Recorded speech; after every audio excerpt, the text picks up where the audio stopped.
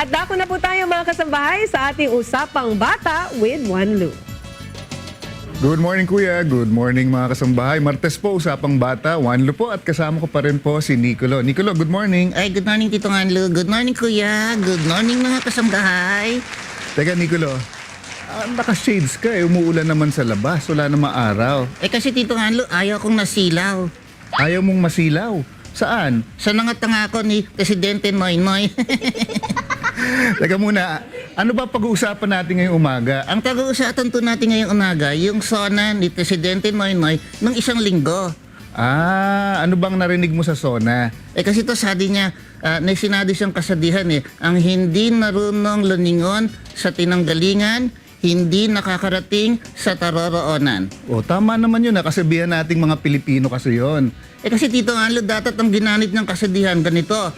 Ang hindi nakinig sa SONA, talaladasin sa plenary hall.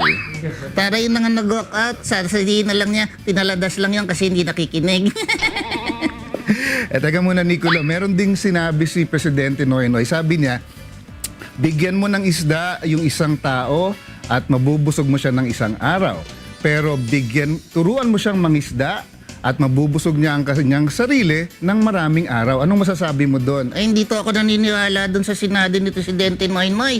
Kasi araw-araw to ako sa talengke. Wala na nang naninigay ng isda kahit isa Kahit nga fisdol, wala Nicolo, hindi naman literal na isda yun. Ang ibig sabihin ni Presidente Noynoy doon, kung isang tao lagi na lang natin binibigyan ng tulong, yung bang inaabot na lang palagi, walang mangyayari, panandalian tulong lang yon. Ang ibig sabihin ni Presidente Noynoy doon, bigyan ng hanap buhay. Ay, isa tayan. Yung sabi niya, 66% daw ng graduates ng TESDA na hanap buhay na.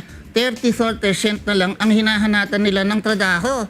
O, tama naman 66 di 34. Hindi to tanay nat niya. Dapat to 100% ng mga Pilipinong walang trabaho. Yun ang hanatan nila ng trabaho, hindi lang yung graduates ng TESDA. Alam mo, puro angal ka ngayong umaga Ikaw ba, meron ka bang narinig dun sa SONA na nagustuhan mo? Ay, narani naman po. Pero meron din ako hindi nagustuhan. Katulad ng sinabi niya sa Tacloban. Ginoong Pangulo, baka gusto niyong tununtan ng Tacloban. Narani itong nangangailangan ta ng tulong niyo. Narani tatong walang nangadahay. Sige, palagay ko nakikinig naman si Presidente Noynoy sa atin dito. Nanonood daw siya tuwing umaga Anyway, anong gusto mo sabihin kay Presidente? Ay, meron to akong gustong sabihin pero dadaanin ko na lang sa kanta. Kanta? Oto. Kakanta ka? Oto. O, sige, sige. Nice job, music please.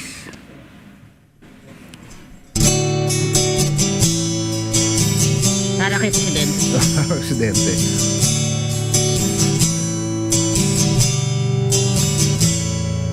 Ako'y Pinoy sa puso't diwa, Pinoy na presidente ng ating bansa. Bilib ako sa kanya, pati banyaga. Yan si Pinoy nagmamahal sa sariling wika.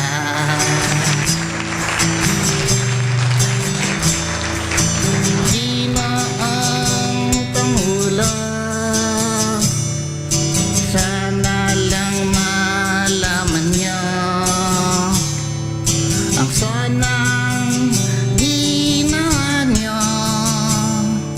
Narami ang hindi kumbinsido ng nananayan sa Tacloban. Marami taang nahihirapan. Santabi mo na ang politikahan at bigyan sila ng matinong mga tahanan. Ginoong Pangulo, sana lang nalaman niyo ang sonang ginawa niyo. Marami ang hindi kumbinsido. Ganun taman. Ako'y Pinoy sa puso't diwa, Pinoy na presidente ng ating dansa. Bilid sa kanya lahat, batidan yaga. Yan si Tinoy nagnanahal sa sariling dansa. Sige po mga kasambahay, yan po muna ang ating Usapang Bata ngayong umaga. Ako po si Juan Lu. At ako to si Nicola. Kita-kita tayo next week. God willing. Bye!